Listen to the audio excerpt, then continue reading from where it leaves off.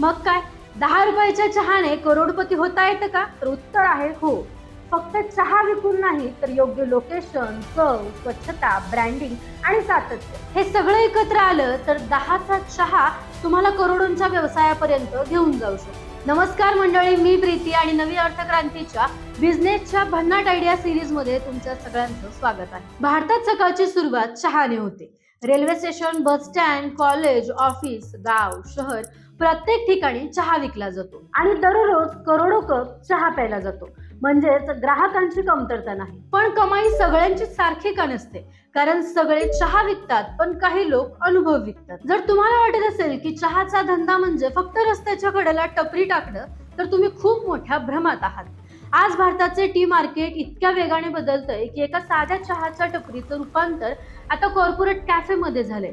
आज MBA चायवाला, चाय सुट्टा बार किंवा बऱ्याच अमृततुल्य ब्रँड्सनी हे सिद्ध करून दाखवलंय की जर तुमच्याकडे योग्य बिझनेस मॉडेल असेल तर फक्त 10 रुपयांचा चहा विकूनही तुम्ही हजारो कोटींचे ब्रँड्स उभे करू शकता. या व्यवसायाचं गणित एका साध्या हिशोबाने समजून घेऊया.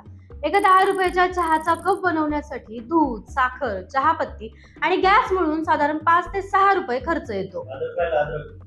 अद्रक हे सगळं मिळून 5 ते 6 रुपये खर्च येतो. म्हणजेच एका कपामागे 40 ते 50% प्रॉफिट मार्जिन राहू शकतो. समजा तुम्ही एखाद्या चांगल्या गर्दीच्या ठिकाणी छोटा कॅफे किंवा स्टॉल सुरू केला आणि दिवसाला 500 कप चहा विकला तर तुमचा दिवसाचा गल्ला होतो 5,000 रुपये. तर 10 रुपयांच्या हिशोबाने दिवसाची कमाई होते 5,000 रुपये. म्हणजेच महिन्याची झाली 1.5 लाख रुपये. यातला कच्चा माल आणि भाडं वजा केलं तर महिन्याला 50 ते 60,000 रुपये निव्वळ नफा राहू शकतो. हा फक्त 500 कपांचा हिशोब आहे. मुख्य बाजारपेठेत किंवा कॉलेजच्या बाहेर ही संख्या 3 ते 4 पटीने जास्त असते. पण इथेच बहुतेक लोक थांबतात. उद्योजक इथूनच पुढे विचार करतात. दुसरी शाखा, तिसरी शाखा, फ्रँचायझी, स्वतःचा ब्रँड आणि तिथून सुरू होतो बिझनेस. फक्त चहाचा धंदा नाही. पण हा बिझनेस सक्सेसफुल कसा करायचा? सोप्या 3 गोष्टी लक्षात ठेवा. पहिली म्हणजे चहाची चव, ती नेहमी एकसारखी राहिली पाहिजे, बदलता कामा नये. Best chai in the city, hands down. Can I get another cup, please? चव अशी असायला हवी की ग्राहकाने तो पिण्यासाठी स्वतःहून चालत तुमच्याकडे आलं पाहिजे. दुसरी गोष्ट म्हणजे युनिकनेस. साध्या चहाच्या सोबतीने गुळाचा चहा, तंदुरी चहा, ग्रीन टी, लेमन टी किंवा सध्या ट्रेंडिंगला असलेला मलाई चहा असे ऑप्शन ठेवा.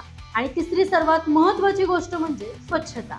तुमचं दुकान आणि चहा देण्याची पद्धत जितकी स्वच्छ असेल तितके फॅमिली ग्राहक आणि महिला तुमच्याकडे जास्त येतील. हा बिझनेस पूर्णपणे गर्दीवर चालतो. त्यामुळे railway station, bus stand, college परिसर किंवा मोठ्या IT पार्कच्या जवळ जागा शोधा. जर खरंच मोठं व्हायचं असेल तर जुन्या पद्धतीने नुसती टपरी न टाकता एक सुंदर नाव ठेवून लोगो बनवा.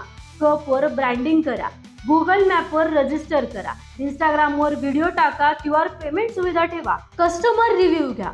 स्टॉल किंवा कॅफे एकदम चकचकीत आणि स्वच्छ ठेवा. कारण आजचा तरुण वर्ग चहा सोबतच चांगल्या वातावरणाचे पैसे देतो.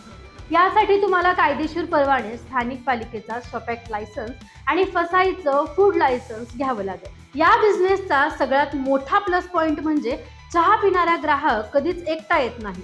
तो नेहमी आपल्या मित्रांना किंवा ग्रुपला सोबत घेऊन येतो. म्हणजेच तुम्ही चव उत्तम दिली की तुमचे ग्राहक तुमची मोफत जाहिरात करतात. कोणताही धंदा लहान किंवा मोठा नसतो, विचार मोठा असावा लागतो. मग काय 10 रुपयाच्या चहाने करोडपती होता येतं का? तर उत्तर आहे हो. फक्त चहा विकून नाही तर योग्य लोकेशन, चव, स्वच्छता, ब्रँडिंग आणि सातत्य हे सगळं एकत्र आलं तर 10चा चहा तुम्हाला करोडोंच्या व्यवसायापर्यंत घेऊन जाऊ शकतो. या बिझनेस बद्दल तुम्हाला अजून सविस्तर माहिती हवी असेल तर कमेंटमध्ये चहा असं लिहा. हा व्हिडिओ कसा वाटला तेही कमेंट करून नक्की सांगा. आणि अशाच भन्नाट बिझनेस आयडियासाठी नवी अर्थक्रांतीच्या YouTube चॅनलला आत्ताच सबस्क्राईब करा.